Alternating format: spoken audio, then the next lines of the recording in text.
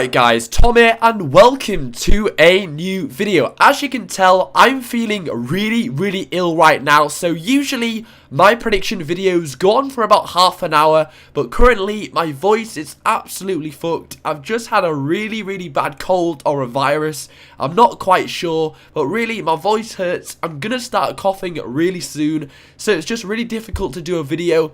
But as always, I like to predict every pay-per-view and every single match at a pay-per-view. So quickly, I'm going to get them all done, tell you who I think is going to win, and it's just going to be like that. Usually, I do a very long video, but today, just for a one-off, it's going to be a short video, but at least I'm giving you guys my predictions. So for this, like the video, hopefully it'll help me get better.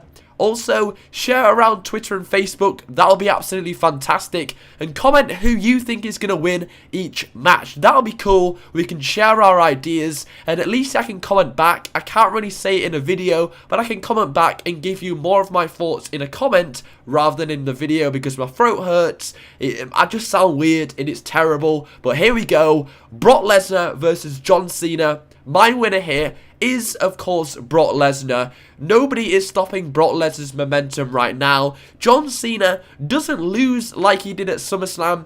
Probably his worst match in his career. There's no way he does that at SummerSlam and then the next pay-per-view beats Brock Lesnar. That just doesn't work. That's not good storytelling. It's not believable. He's not just going to miraculously bounce back from that SummerSlam match and beat Brock Lesnar for the title. And when somebody finally beats Brock Lesnar for the title, it's not going to be a B-list pay-per-view like Night of Champions. It's going to be at a WrestleMania, a SummerSlam, a Royal Rumble, something like that. It's not going to be at Night of Champions. Brock Lesnar's going to retain here, and there is possible rumours he will face Big Show for the title at Hell in a Cell. So the next match is Roman Reigns against Seth Rollins, and they threw away this match on Monday Night Raw for some strange reason. They completely gave the payoff to Roman Reigns. They've already given him the win, so what's the intrigue towards this match? Why did they throw away this high key match on a free Monday Night Raw? I have no idea. But I believe the reason why they gave Reigns on Monday Night Raw is because they're going to give Rollins the win at Night of Champions. They gave the momentum to Roman Reigns, ready for him to lose to Seth Rollins at Night of Champions.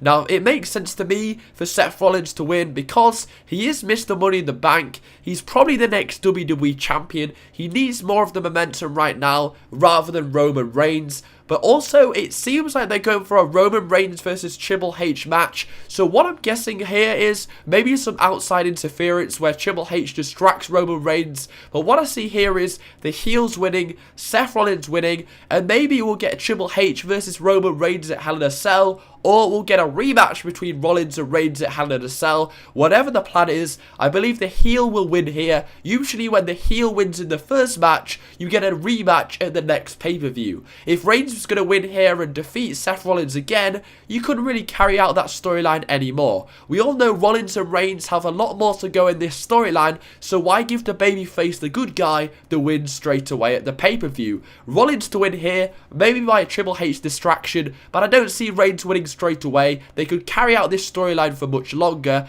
and that's what they'll probably do here. So Rollins is getting the win here, maybe from outside interference. The next match is Randy Orton against Chris Jericho, and I see Randy Orton winning this match. Now, Randy Orton hasn't won a match at a pay-per-view since Elimination Chamber. Just get your head around that. That was almost 7 months ago. That's incredible. That's a hell of a long time for a 12-time world champion to not have won a pay-per-view match. And I feel like Chris Jericho's time is up in the WWE, and his job here is to put over Randy Orton, leave the WWE for another break, put over Randy Orton, Chris Jericho can go away, and give some rub to Randy Orton. Now, it was rumoured Chris Jericho was going to leave for a bit around this time, so I believe Randy Orton might attack Chris Jericho in kind of the old Viper style, take him out of action, maybe take him through an announce table, something like that. But I feel like this might be Chris Jericho's last match before he retires for a bit and then comes back later. I feel like Randy Orton, much needs the win here. He needs to win a hell of a lot more than Chris Jericho. Considering Chris Jericho's going away soon, it might not be after this match. Randy Orton needs to win a lot more. He's going to be the guy that's going to be in the company for longer rather than Chris Jericho. And also, I've heard Chris Jericho say before, Mexico and Japan style wrestling, that if the guy leaves or retires or something like that, he said it about Undertaker's streak, they want to put over the guy. They don't want to retire and win the match. Usually in Japan or Mexico, the person that's leaving doesn't win. They put over the guy that's staying in the company. They don't win, they don't retire with the win, or they don't go away with the win. They put somebody over and it benefits the other guy. And I feel like that's what Jericho's doing here. I was so surprised he won against Bray Wyatt in his return match, so I wouldn't expect him to win his last match. I was so surprised he won his return match. And I'd even be more surprised if they gave him the win in his last match. So for me, Randy Orton needs to win a lot more. And it makes a lot more sense in the long run for Randy Orton to get the win. The next match is quite easy to predict, and it's simply a Dolph Ziggler retaining his title. They're not going to use hot potato here. They've already changed the title at SummerSlam to Ziggler, which I didn't expect. So they're not going to change the title again between Miz and Dolph Ziggler. There's also not a lot left in this feud. I was never that interested in it in the first place, so I would like to see them carry it out to Hell in a Cell. I would not like that. It's too much, and I really wasn't interested in the first place, so I wouldn't want to see a third pay-per-view match between them. So for me, Ziggler retains here and goes on to face another person who wants to win his title. I don't want to see Miz in the picture anymore for the title. He's had his run against Ziggler. We don't want to see it anymore. And the easy thing is here, it's going to be a filler match. Ziggler to retain. No question, the title isn't changing hands once again here.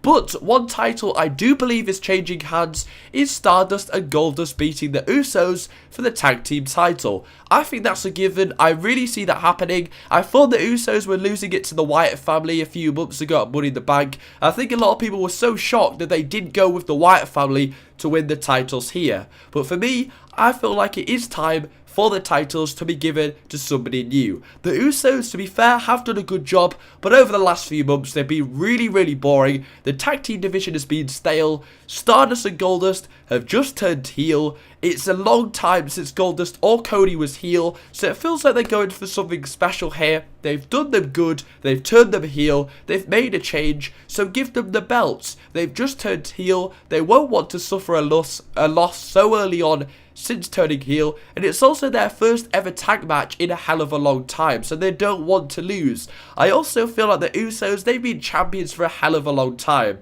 I think they won it back in February on a Monday Night Raw in Chicago. Dude, we need new champions. They're a bit boring now. Give it to Stardust and Goldust. They're quite entertaining, and I think they'll do a good job as champions and mix things up in the tag team division. Next is Rusev against Mark Henry, and an easy prediction for me is Rusev once again is winning this match. It's another squash match for Rusev, sadly. I do think it will go on for a bit of a longer than most Rusev matches, but once again, Mark Henry, the older guy, the more established guy, is putting over Rusev in this American versus Russia feud. Another kind of Jack Swagger feud here. There's no way Mark Henry's winning here. He's putting over the younger Rusev. He's got all the momentum right now. He might face John Cena soon, so he needs all the wins. There's no way Mark Henry's winning here. He doesn't need the win. Rusev needs the win. He's new, he's fresh, he's hungry, he's getting the win here. There's no need to give Mark Henry the win, and it just really wouldn't make sense considering what we've seen from Rusev down the months. The next match is Cesaro versus Sheamus, and I feel like we're going to get another title change. I believe it was Payback, we saw Sheamus against Cesaro, and a lot of people were shocked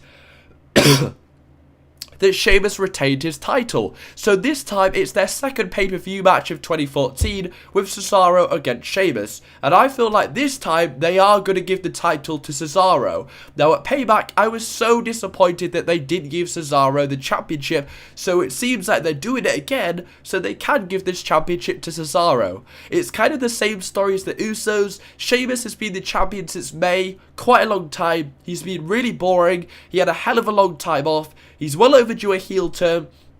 It'd be cool if we could have a double change here, like what they did with Del Rio and Ziggler at Payback last year. But for me, Sheamus is boring. We need a change. We need a new champion. Cesaro, it's his second match against Sheamus, the US champion in 2014. Why are they doing it again if they're not going to swap the titles? What's the point of doing the same match again if they're not going to change the outcome or anything like that? Feels like it's set up for Cesaro to win, and that's where I'm going with this one. The next match is Nikki Bella, Paige and AJ Lee. I feel like Brie Bella is going to get involved in this match. Remember, it's a triple threat Divas Championship match, meaning you can have disqualification, you can use a chair, you can have interference, nothing like that stops the match. For me, it's set up, it's obvious, Brie Bella's going to get involved in this match. She's going to stop Nikki Bella from winning. I don't see AJ getting the championship again. Between Paige and AJ, the championship has swapped hands way too many times. Paige is retaining here. There's no way they're swapping the titles again. It's happened way too many times. Don't know if I want to see Paige against AJ Lee again one more time. I just don't want to see it. I might want to see it later down the line, just not again in such a short space of time. So the obvious decision here is for Paige to retain.